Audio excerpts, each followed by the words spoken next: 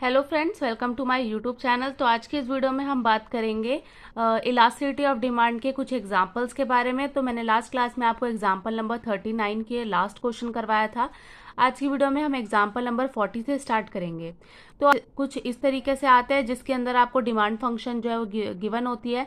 P function आपको दिया है, यहाँ पे आपसे बोल रहे हैं जो एक्स है वहाँ पे आपको यूनिट इलास्टिसिटी के बारे में बोला गया। यूनिट इलास्टिसिटी आपका कब बनता है? जब आपका N D is equals to 1 होता है। इसके बाद में आपको क्वेश्चन नंबर 41 दिया है जो आपको होमवर्क क्वेश्चन होगा। इसके अंदर आपको लीनियर फंक्शन का निकालना है और आपको यहाँ पे प्रूविंग का क्वेश्चन है। प्रूव करना है प्राइस इलास्टिसिटी के बढ़ने से आपका जो प्राइस अगर बढ़ रहा है तो उससे आपका क्वांटिटी डिमांड के अंदर डिक्रीज आ रहा है। तो इस टाइप के क्वेश्चंस भी यहाँ पे पूछे जाते हैं। तो ये आपका 2004 के अंदर पेपर के अंदर पूछा गया था। इसके बाद में आता है आपका एग्जाम्पल नंबर 42। एग्जाम्पल नंबर 42 के अंदर यहाँ पे आपको एक्स फंक्शन गिवन है और इसके अंदर आपको से एन डी पूछ रहा है। एग्जाम्पल नंबर 43 के अंदर प्राइस फंक्शन गिवन है, इलास्टिसिटी ऑफ डिमांड हमसे पूछा है। यहाँ पे हमें अल्फा की वैल्यू बताई गई है 10, बीटा की बताई गई है 1/2, एक्स फंक्शन गिवन है 5। अब यहाँ से हमसे पूछता है परसेंटेज चेंज इन प्राइस। अब आपको परसेंटेज चेंज इन प्राइस बताना है जब आपका जो डिमांड है वो 5% से डिमांड इंक्रीज हो रही है, तो आपको ये बताना है कि प्राइस के अंदर कितना आपका यहाँ इंक्रीज बढ़ रहा है। तो इस टाइप के क्वेश्चंस को हम कैसे सॉल्व करेंगे, तो इसको स्टार्ट करते हैं। तो एग्जाम्पल नंबर 40 के अंदर सबसे पहले पी फंक्शन गिवन है, तो यहाँ पे हम निकालेंगे D P by D x. D P by D x करेंगे तो हो जाएगा आपका -10x। अब यूनिट इलास्टिसिटी के बारे में बात की गई है। एन डी आपका कितना हो जाएगा? -px multiply d x by d p. अब यहाँ पे हमें D P by D x पता है तो हम यहाँ पे लिख देंगे -4 - 5x square upon x multiply -1/10x। इसको कर देंगे यहाँ पे मल्टीप्लाई। हमने यहाँ पे ब्रैकेट्स को ओपन कर दिया, माइनस की मल्टीप्लाई कर दी, इसके बाद दूसरे माइनस की इसके साथ में मल्टीप्लाई की, तो ये आ गया हमारा फंक्शन। एन डी की वैल्यू हमें 1 पता है क्योंकि हमें यूनिट इलास्टिसिटी के बारे में बात की गई थी। 10x स्क्वायर आपका दूसरी साइड चला जाएगा तो इसको हम लिख देंगे 10x square is equal to 4 - 5x square. 5x square यहाँ माइनस में, दूसरी साइड जाके ये प्लस हो जाएगा। 15x square is equal to 4। X square की वैल्यू आ जाएगी 4/15। एक्स की वैल्यू आ जाएगी आपकी 4/2 डिवाइड बाय √15, क्योंकि 15 के यहाँ पे परफेक्ट स्क्वायर नहीं बन पाएगा। तो ये आ गया आपका एक्स की वैल्यू। क्वेश्चन में हमसे इतना ही पूछा था। तो हमसे यहाँ पे पूछा था यूनिट इलास्टिसिटी पे आपको पॉइंट इलास्टिसिटी बतानी है, हमने यहाँ पे बता दी। इसके बाद में एग्जाम्पल नंबर 41 आपका होमवर्क क्वेश्चन है और एग्जाम्पल नंबर 42 यहाँ पे मैं आपको सॉल्व करके बताती हूँ, जिसके अंदर आपको परसेंटेज चेंज भी यहाँ पे बताना है। यहाँ पे आपसे क्वेश्चन के अंदर बोलता है कि एक्स फंक्शन आपको गिवन है 48 - 3p स्क्वायर। पी की वैल्यू आपको 3 पुट करके यहाँ पे आपका आंसर निकालना है। उसके बाद में आपको सेकंड पार्ट में क्या पूछता है कि जब आपका प्राइस 3 यूनिट होता है तो उस 3 यूनिट की वजह से प्राइस के अंदर 4% का डिक्रीज आता है। अब आपको इतनी बात तो पता ही होगी, जब भी हमारे प्राइस के अंदर डिक्रीज होता है तो क्वांटिटी डिमांड हमारी इंक्रीज हो जाती है और इसका वाइस वर्सा भी केस बनता है।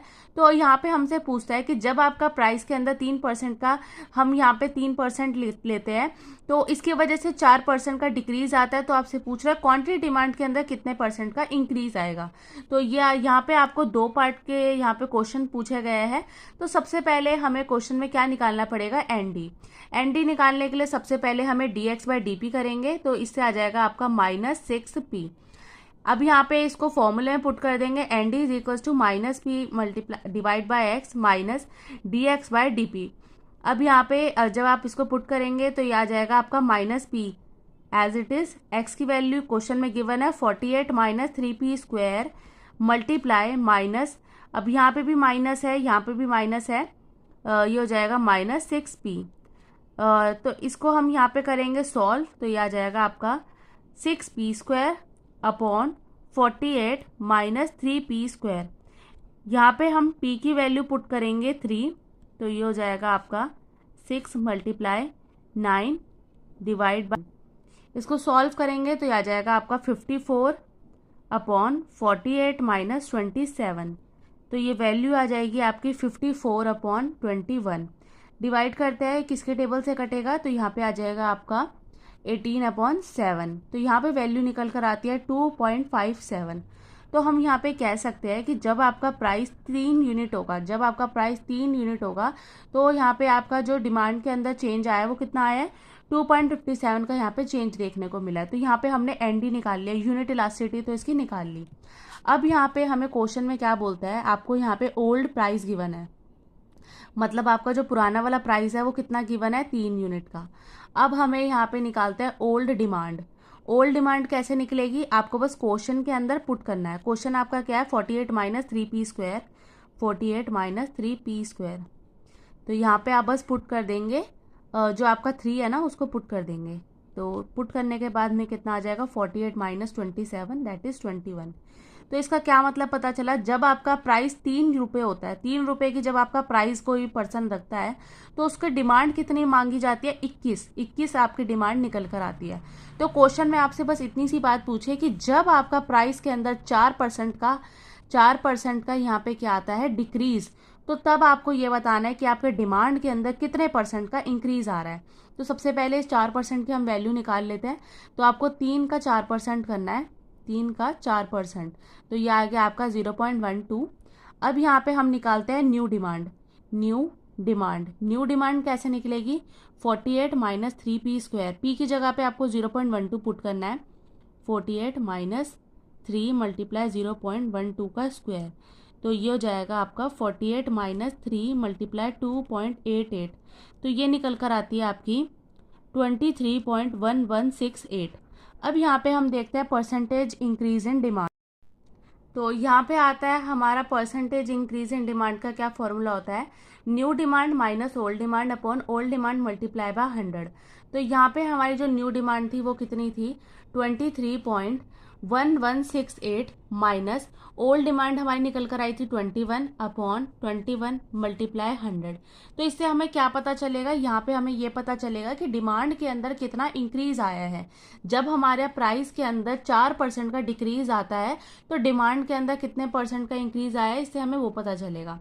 तो आ जाएगा 2.168 डिवाइड बाय 21 मल्टीप्लाई 100, वैल्यू निकल कर आती है 10.08। तो ये आ गया हमारा परसेंटेज इंक्रीज। अब यहाँ पे अब हम निकालते हैं एनडी। तो यहाँ पे मैंने आपको फर्स्ट क्लास में फॉर्मूला लिखवाया था, percentage change in quantity demand upon percentage change in price. तो ये होता है आपका फॉर्मूला। इससे हमें ये पता चलता है किसी भी चीज़ के अंदर कितना इंक्रीज और डिक्रीज आया है। तो डिमांड के अंदर कितना चेंज आया है, 10.08 का, और प्राइस के अंदर कितना है ये तो हमें क्वेश्चन में बता रहा था, 4 का। तो ये आ जाएगा आपका 2.52। तो इस तरीके से आपको इस टाइप के क्वेश्चंस को सॉल्व करना है, जहाँ पे आपसे डिमांड बताता है, प्राइस बताता है और उनका चेंज यहाँ से आपसे पूछता है। इसके बाद में आता है आपका एग्जाम्पल नंबर 39। एग्जाम्पल नंबर 43 को सॉल्व करते हैं। तो यहाँ पे हमें क्वेश्चन में गिवन है P is equals to alpha e की पावर माइनस BY(x) और अल्फा 10, बीटा आपका 1/2 दिया है और x की वैल्यू दिया है 5। चलो ये वाला क्वेश्चन मैं आपको होमवर्क में देती हूँ, बहुत ही इजी क्वेश्चन है, आपको सॉल्व करना है। सबसे पहले आपको यहाँ पे दो चीज़ें, जैसे हमने इस क्वेश्चन में सॉल्व किया है ना, सबसे पहले आप यहाँ से क्या निकालेंगे, एनडी निकालेंगे। एनडी निकालना है आपको एक पार्ट के अंदर। दूसरे पार्ट के अंदर आपको निकालना है परसेंटेज डिक्रीज इन प्राइस। अब यहाँ पे आपको उल्टा पूछता है। अभी हमें इस क्वेश्चन में प्राइस दिया था और आपसे पूछता था कि क्वांटिटी डिमांड के अंदर कितना चेंज आया है वो बताना है। अब यहाँ पे आपको डिमांड बता रहा है, डिमांड के अंदर यहाँ पे 5% का इंक्रीज आया है। तो यहाँ पे हमें डिमांड वाले की वैल्यू गिवन है, आपसे प्राइस की ये लोग पूछ रहे हैं। तो आपको इस क्वेश्चन को खुद से सॉल्व करना है। एग्जाम्पल नंबर 43 को मैंने यहाँ पे पूरा क्वेश्चन लिख दिया है। अब यहाँ पे आपका नेक्स्ट टॉपिक आता है relationship between MR, AR and point elasticity of demand. Relationship between MR, AR and point elasticity of demand. तो इनके बीच में क्या रिलेशनशिप होता है, तो यहाँ पे इसका फॉर्मूला बनेगा MR is equals to AR multiply 1 minus 1 upon ND। तो इस तरीके से यहाँ पे इसका फॉर्मूला बनता है। अगर आपको MR निकालना है क्वेश्चन में तो सबसे पहले आपको AR निकालना पड़ेगा। AR निकालने के लिए आपको रेवेन्यू को मल्टीप्लाई करना पड़ेगा, revenue is equals to price multiply x. तो उसके बाद में जब आप उसको प्राइस को डिवाइड कर देंगे एक्स से तो आपका AR निकल कर आएगा। MR निकालने के लिए आपको जो आपका रेवेन्यू फंक्शन होता है उसका डेरिवेटिव करता है तो MR निकलता है। और यहाँ पे जो आपका एन डी होता है वो निकालने का मैंने आपको फॉर्मूला पहले ही बताया है। तो इसको निकालने के लिए हम किस तरीके से निकालते हैं, minus p by x multiply d x by d p. अब यहाँ पे एग्जाम्पल नंबर 46 के अंदर जो आपका बुक का एग्जाम्पल है उसके अंदर आपको यही चीज़ निकालनी है।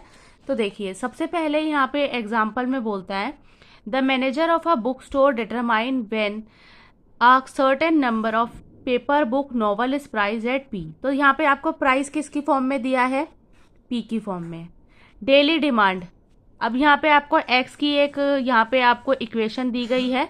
Calculate the elasticity of demand, आपको यहाँ पे इलास्टिसिटी ऑफ डिमांड निकालना है, मतलब आपको एनडी निकालना है where T R is maximum, T R जो है वो मैक्सिमम हो। मैक्सिमम कब होगा, जब आपका ये जो टी आर की वैल्यू जब आप यहाँ पे जीरो पुट करेंगे, टी आर को मैक्सिमम करना है तो इसके लिए आपको एम आर को जीरो पुट करना पड़ेगा।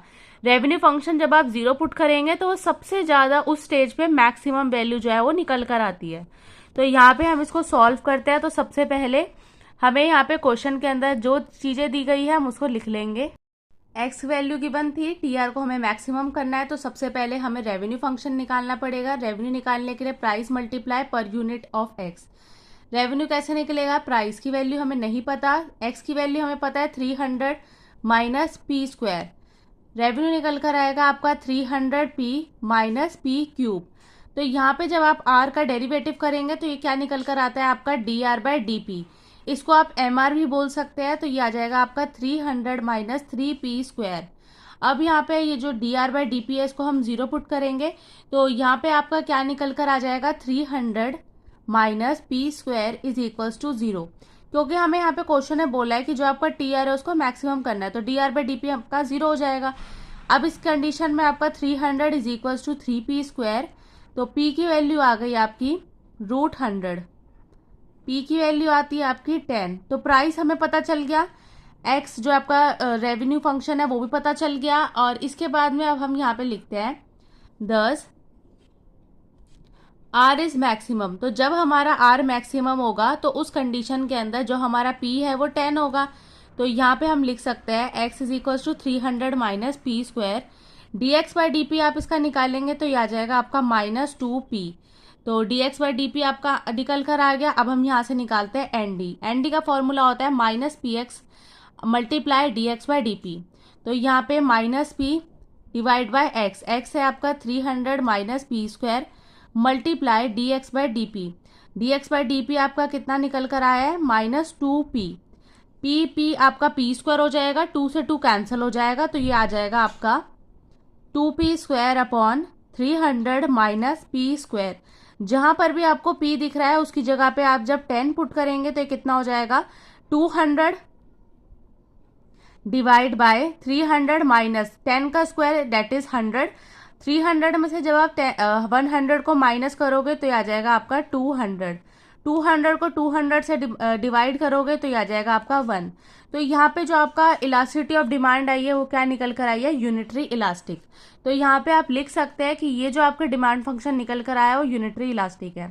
तो ये यहाँ पे आपको जो relation between M R A R और पॉइंट इलास्टिसिटी है इसका क्वेश्चन सिर्फ आपको एक ही क्वेश्चन गिवन है बुक के अंदर। इसके बाद में आपका नेक्स्ट टॉपिक आता है इनकम इलास्टिसिटी ऑफ डिमांड, उसको हम करेंगे नेक्स्ट क्लास के अंदर। अब बस आपके यहाँ पे 3 टॉपिक बचे हैं, इनकम इलास्टिसिटी ऑफ डिमांड और चेंज इन सप्लाई और चेंज इन कॉस्ट। तो ये 3 टॉपिक हम करेंगे नेक्स्ट क्लास के अंदर। आज की वीडियो में बस इतना ही। वीडियो अच्छी लगी हो तो प्लीज लाइक करें, चैनल पे नए हो तो आप सब्सक्राइब करें और आप मेरी वीडियो को ज्यादा से ज्यादा शेयर करें। Thank you so much for watching.